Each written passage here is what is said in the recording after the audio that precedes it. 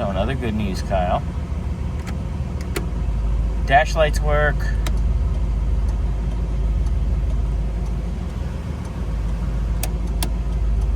Turn indicators on the dash work. CAC works. Voltmeter works. We know that's our sending unit. So when we do your rear suspension, we'll drop the tank later on. Brake light's on because of your parking brake pedal situation. See, there we go. I pulled it up. Pull it up with my foot.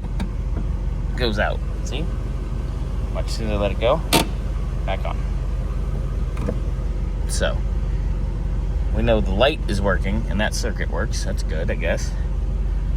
Temp gauge. We're going to let it run a little bit, see if we have operation there. Clock currently is not operating,